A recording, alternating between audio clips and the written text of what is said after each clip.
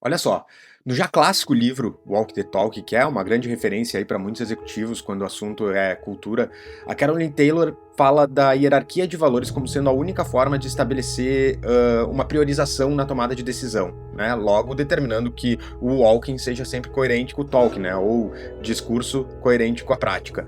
Ela fala assim, ó, a hierarquia de valores é crucial para a cultura porque ela revela o que é realmente valorizado através das ações e decisões direcionando os comportamentos. Então vamos para a matriz aqui da Corner. Quando a gente não coloca prioridade, a gente acha que pode ser tudo, que pode ser colaborativo e dar autonomia ao mesmo tempo, que pode ser flexível e ao mesmo tempo ter processos e normas claras, né?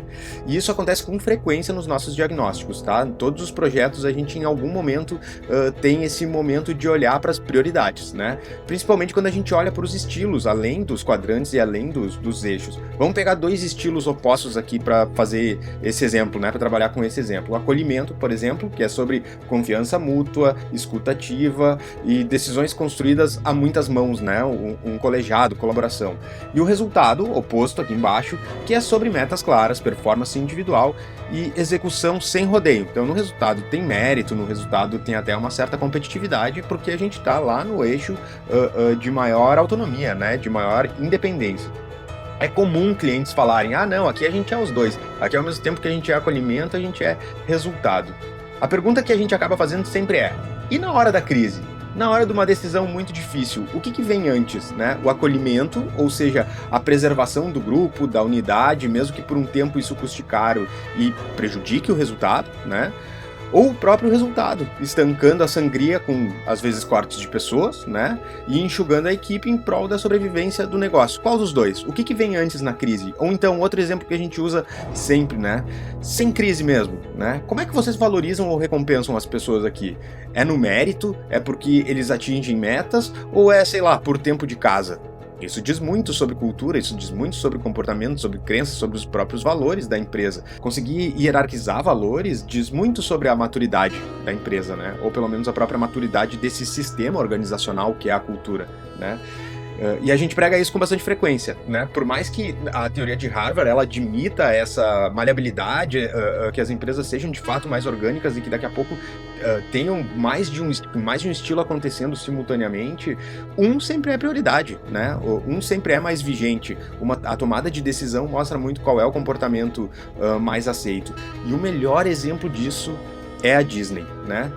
Todo mundo, quando pensa na Disney, pensa no encantamento, na magia. Se a gente fosse colocar aqui, talvez a gente fosse até mais pra linha ali do prazer, né? Mas olha só, olha que loucura isso. A Disney tem 4 chaves, né? As 4 chaves do reino, se eu não me engano, que é o nome, que foram criadas para garantir que a tomada de decisão de todos os casts, como eles chamam, né? O elenco Disney, né? Os funcionários colaboradores, para que eles tomem as decisões em cima de premissas bem claras sempre tomando a decisão de uma mesma forma. E isso é a base de toda a Disney University, que é a universidade interna da Disney, né?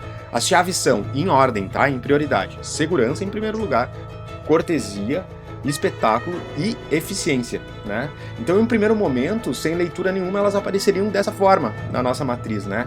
Mas vamos entender um pouco melhor. No livro, esse livro, Os Segredos da Disney para Encantar e Fidelizar Seu Cliente, do Dan Cockerell, ele fala, né? O Dan Cockerell ele trabalhou mais de 26 anos na Disney e ele traz 2 exemplos muito legais sobre o uso dessas 4 palavras, né? O primeiro exemplo que ele dá, que é um exemplo clássico, é que ele traz um momento na Spaceship do Epcot, né? Onde a Cast, onde a funcionária que estava trabalhando no brinquedo percebeu que uma vovó de uns 79 anos estava tendo alguma dificuldade para embarcar, né? Na passarela. É um brinquedo que ele não para nunca, tem uma passarela, uma esteira móvel na mesma velocidade do brinquedo, então as pessoas desembarcam e ao mesmo tempo embarcam, né?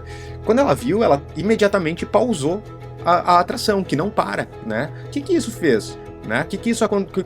Quais foram os resultados disso? O momento que ela para, ela estraga de certa forma a experiência dos outros visitantes, né? Dos visitantes que estão vivendo isso. Então lá a última, né? A penúltima, a do encantamento, a chave do espetáculo, desculpa, ela fica em último plano nesse caso, né? A cortesia também, de certa forma. E a eficiência? Se o brinquedo parou, a fila vai aumentar, né? Então, quando ela coloca uma prioridade na segurança, é exatamente isso. Ela sabe que ela tem que tomar a decisão por segurança. Ela viu que a senhorinha talvez tivesse algum perigo, talvez passasse por alguma questão de segurança, podia cair, etc. Ela vai lá e desliga simplesmente o brinquedo sem hesitar, né?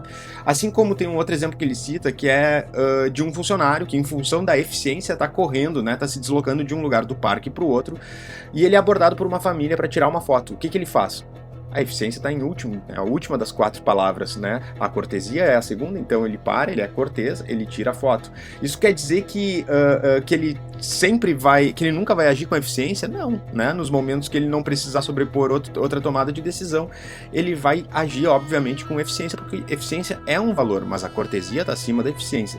E tem um outro exemplo muito legal que ele fala que é uma criança em risco, uma criança em perigo, né? Daqui a pouco atravessou uma barreira, está próximo de um lago, né? E o cast, né, o funcionário já alertou, já chamou atenção, e mesmo assim a criança não saiu dali, ele pode deixar de ser cortês, porque, de novo, a segurança vem em primeiro lugar.